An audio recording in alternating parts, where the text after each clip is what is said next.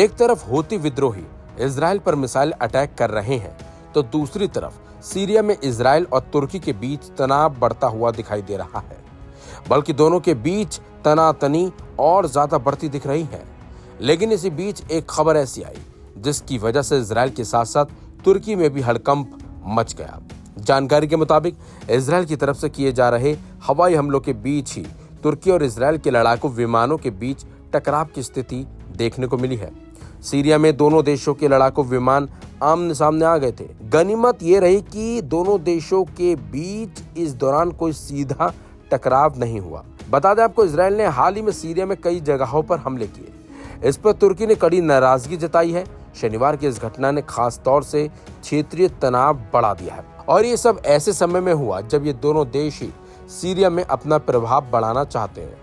बात पिछले साल की करें तो सीरिया में बशर अल असद सरकार गिरने के बाद दोनों देश अपनी ताकत और अपनी जगह बनाने में यहाँ लगे हुए हैं। ग्रीक सिटी टाइम्स के मुताबिक इजरायली वायुसेना ने सीरिया में कई सैन्य ठिकानों पर बमबारी की है। दमिश्क और हमा क्षेत्र के पास ये हमले किए गए। इस दौरान तुर्की के विमान इजरायली विमानों के करीब आ गए थे। हालांकि दोनों देशों के बीच किसी तरह की कोई सीधी लड़ाई नहीं हुई, लेकिन इससे दोनों देशों में तनातनी जो थी वो जरूर बढ़ गई है। इससे क्षेत्र में एक नई जंग का खतरा भी अब बढ़ता दिख रहा है। इन हमलों और इन घटना पर इजराइल का भी बयान सामने आया। इजराइल का कहना है सीरिया में उसके हमलों का मकसद असद शासन की सैन्य संपत्ति को आतंकी गुटों के हाथ में जाने से रोकना है। बता दें आपको, बशर अल असद के सत्ता से हटने के बाद इजराइल ने सीरिया में लगातार हमले किए। तुर्की ने इन हमलों की कड़ी आलोचना की।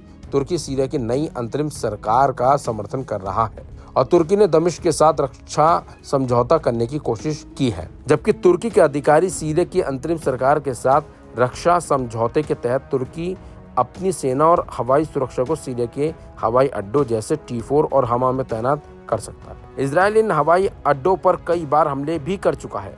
इजराइल को तुर्की की सीरिया में बढ़ती मौजूदगी से चिंता है। इजराइल का आरोप है कि तुर्की सीरिया में अपने प्रभाव की सरकार चाहता है। वहीं तुर्की के राष्ट्रपति रेसेप तैयब एर्दोगन का कहना है कि इजराइल सीरिया को अस्थिर करना चाहता है। दोनों ही देश यानी कि इजराइल और तुर्की पीछे हटने को तैयार नहीं है और एक दूसरे को ये अपनी ताकत दिखा रहे हैं।